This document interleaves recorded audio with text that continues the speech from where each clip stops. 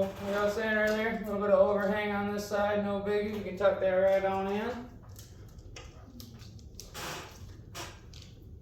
Let's get all this bubble action out of there. You can tuck it in, or you can lay that edge over and cut it off after you've got your squeegee handled. So it looks like we're covering pretty damn good. Boom, boom. I'm going to scoot these up right to the edge. So when I push that water down, those will absorb it and it doesn't get pulled right back into the film.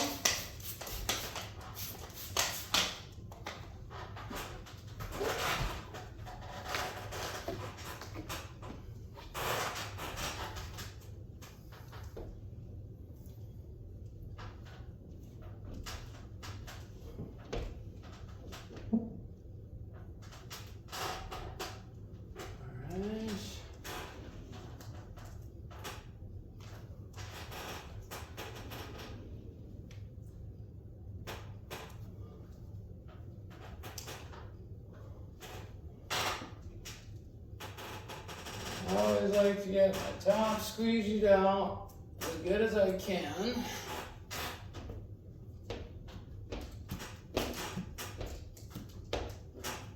Just to give it a tack point. Like I was saying earlier, you're going to want to pull the vast majority of the moisture downward into those rags.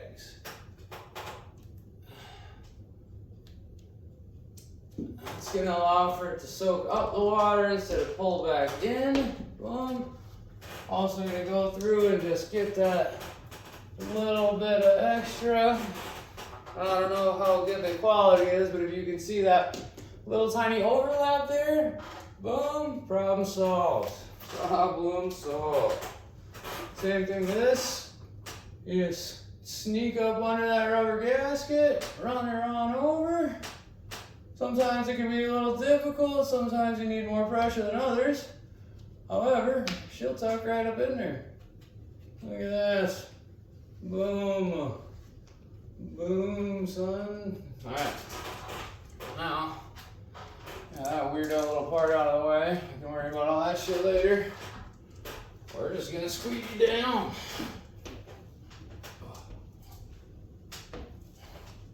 I'm holding pressure on my hand just in case the tack didn't work as well as I wanted to, so it doesn't slide around while I'm getting all this water out.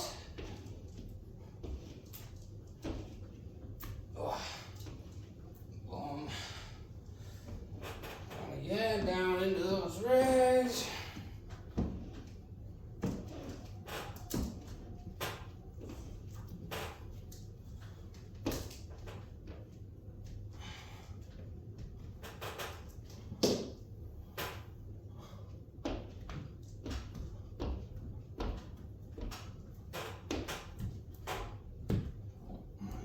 Tuck in up here too.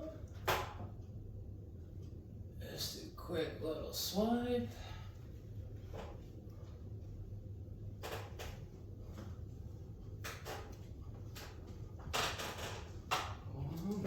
Woo! Whoa! A little wobbly on that one. Careful. Careful, careful.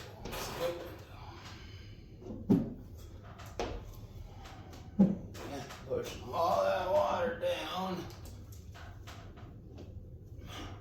Now, yeah, you can go up the sides for sure. I like to go down just again. It makes it a little bit easier to catch that water as you're squeegeeing. Remember, if you remember from the cut aspect of the video, I left a little overhang on the bottom for the fact that I'm going to tuck that in there. We use that tucking process to also get any excess moisture out. So we can come in here. Nice, even, consistent pressure. And that is tucked.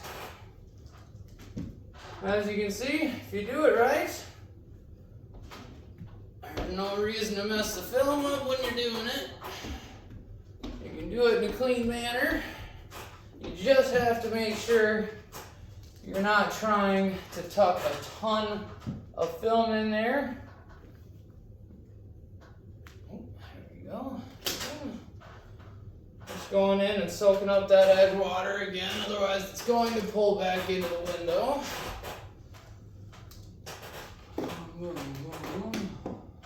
Alright. So it's looking pretty good so far. So for now, I'm gonna do like I did on the side or the side edges there, so you get all this shit out of the way. Ooh. Take my black edge here. I'm gonna need that. Now I'm gonna follow that black edge. I'm gonna tuck and run this edge, but being that it's at the bottom where all that water just went, it's gonna pop up a bunch of water. So I'm gonna follow to soak that water up as it comes out. Without doing that, the water will pull back. It will result in nasty, dirty window edge water pulling back into the film. So you just want to make sure that you get all that soaked up. Oh, looks like I got some sort of little hair right here. So, now, I know a lot of people might just kind of say, fuck it. However, I like a challenge, and I like to try to get that out. Now, if you're inexperienced, this could result in completely destroying all the work you just did. But with the right amount of careful, you can get right up in there. I see that's right there on the film. And I'm just kind of trying to drag it off of there. You just need to detach it.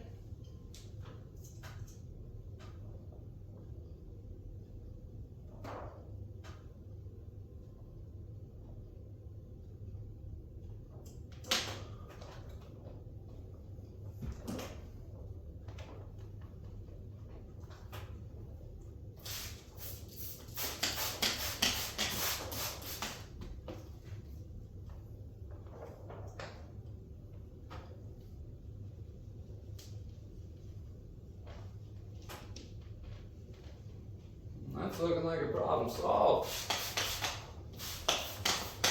Now, if you get a little tiny something or other in, say, a spot that is like right here, not really worth keeping the window, in my personal opinion. You're going to see that all the damn time. So, if that is the case, and that does happen on one of my installs, well, it gets redone. And yeah, it does take a long friggin' time. And that just is what it is, okay?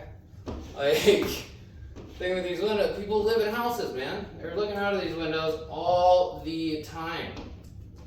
So, if you're charging to do them, and you can't do things similar to that, where you can reach in and get the imperfections out while maintaining a clean window, as you can see, then don't charge for the windows. Go buy some film, practice on your own freaking house, and get it figured out first, guys. Like, I go into houses all the time where it's just like redos for no reason other than somebody just didn't want to do it right the first time. And that is infuriating as all hell. I mean, it's great because it's business, but at the same time, it's infuriating because, I mean, there was a person that literally thought that they were getting a professional service and they just weren't. And that pisses me right off, to be bluntly honest with you. Like, I don't understand why anyone would run a business with the knowledge of, well, I could make it better and I'm choosing not to, you know? Like, especially a business in which you're in somebody's home, you know? You're making their, probably the most expensive thing they've ever bought look good. They want it to look good, you know? So, take your time, get it right, If you gotta take some stuff out like I did with that hair there, then take some stuff out. Now again, I'm just kind of going through and soaking up all this excess water. I am gonna give it one more final big old squeegee, just because it never hurts any. And especially in the colder months in Minnesota, if you don't give it that final squeegee, you're gonna end up with water pockets back there. Now, if it's summer, not a big deal. If it's warm, those water pockets will work themselves right out. Now, it's water, so if it's cold, they're gonna freeze. Hey, they are going to freeze in that pocket. I don't care what that installer tells you. If it's below 32, the water freezes. And then it has to thaw in order for it to make its way out. And by that point, it usually is never going to come out because it's stuck in the adhesive around that water pocket that has cured. So, you always want to try to get out as much water as you know you can. Otherwise, they just pull back like that corner just was. But now that water is gone, we don't have to worry about it. This little spot is still soaking it up a little bit down here in the edge. We're going to run that a few times, try to soak it up into the rag instead of the tint. Boom, boom. That is the other side of the double-edged sword. That is the final squeegee on architectural windows. Due to the fact that in order to do a final squeegee, you kind of have to get it wet again, which opens up the possibility of more water getting pulled back in. Now, again, just take your time. Get it done. Get it done right. It's still happening down there, as you can see.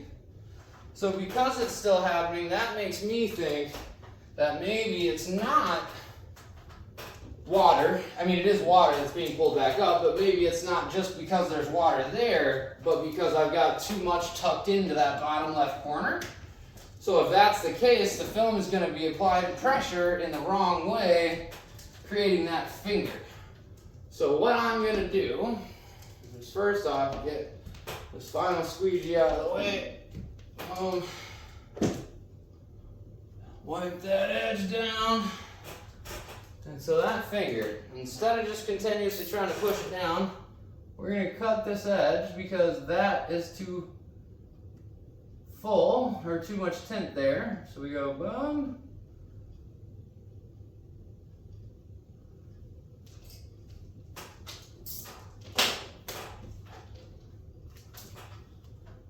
Again, tuck and push.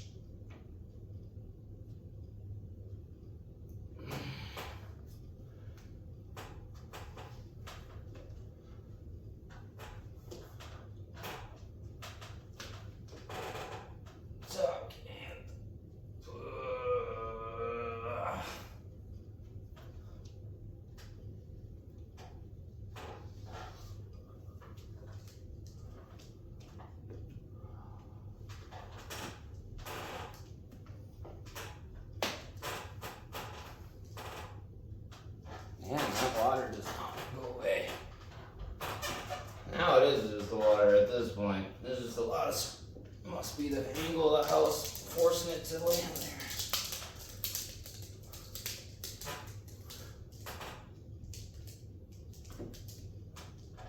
I think I got her to lay down. I'm just going to give it some pressure, let her hang out for a sec. Solidify that decision. Boom, boom. And you have a massively clean window.